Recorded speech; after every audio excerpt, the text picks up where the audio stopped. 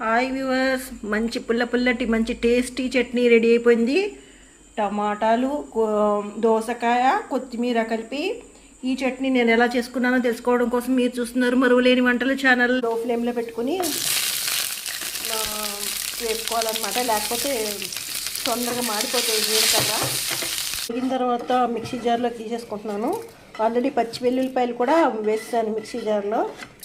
ఉల్లిపాయలు ఎప్పుడు పచ్చిగానే వేసుకోవాలి ఏ చట్నీకైనా. నేను ప్రతి వీడియోలో చెప్తున్నాను. పచ్చిగా వేసుకున్నప్పుడే చాలా టేస్ట్. ఇప్పుడు ఈ కొత్తిమీర వెనక కాడలు కూడా వేపుకుంటున్నాను. ఇవి బాగుంటాయి చట్నీలోకి. కొంతమంది వెనక కాళ్ళు పడేస్తుంటారు. అలా కాకుండా వేపి మనం టమాటా చట్నీలో కానీ, లేకపోతే ఉట్టి కొత్తిమీర చట్నీ కానీ ఇలా చేసుకుంటే, లేకపోతే ఏ చట్నీలో అయినా మనం కలుపుకుంటే దోసకాయ చట్నీలో చాలా బాగుంటాయి. ఈ పడేకూడదు, వెనక కాళ్ళు కూడా చక్కగా వేపి చట్నీలు చేసుకోవచ్చు అనమాట. ఇవి కూడా వేగిపోయాయి, ఇవి కూడా తీసేస్తున్నాను. ఇప్పుడు దోసకాయ ముక్కలు వేయడానికి కొంచెం మళ్ళీ ఆయిల్ వేసి కొంచెం పసుపు వేసాను. ఈ దోసకాయ ముక్కలు మనం తొక్క తీయక్కర్లేదు, తొక్క గింజ ఏం తీయకూడదు. జస్ట్ ఇట్లా చిన్న ముక్కలు కోసేసి చక్కగా వేపేసుకోవాలి. ఇవి బాగా తిప్పుతూ ఈ మగ్గిపోయేదాకా వేపాలన్నమాట. ఇవి ఫస్ట్ వేసుకుంటే కొంచెం కలర్ది బాగుంటుంది అనమాట చట్నీ. ఇప్పుడు ఇవన్నీ దీంట్లో వేసుకున్నాను. ఒకసారి తిప్పేస్తాను అనమాట. ఇది వాటర్ వేయకుండా సాల్ట్ కూడా వేసాను, పచ్చి వెల్లుల్లి కూడా వేసాను, కింద ఉన్నాయి.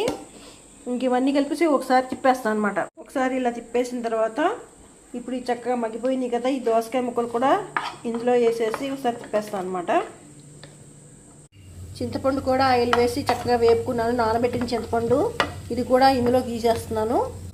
దోసకాయలతో పాటు ఇది కూడా ఒకసారి ముందు తిప్పేసిన తర్వాత వేపుకున్న టమాటాలు వేసి అప్పుడు తిప్పుతాను.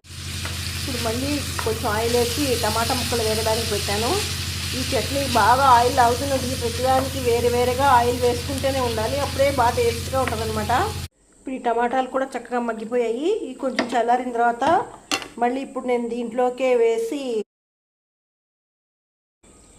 సాల్ట్ కొంచెం తగ్గినట్టు అనిపిస్తుంది, కొంచెం వేసి సాల్ట్ కూడా మళ్ళీ ఇది చట్నీ చేసేస్తానమాట. ఇది ఎక్కువ మరీ పేస్ట్లా తిప్పకూడదు, కొంచెం అట్లా తిప్పి తీసేయాలన్నమాట. ఇది అప్పుడే బాగుంటుంది, లేకపోతే మరీ పేస్ట్లా అయిపోద్ది.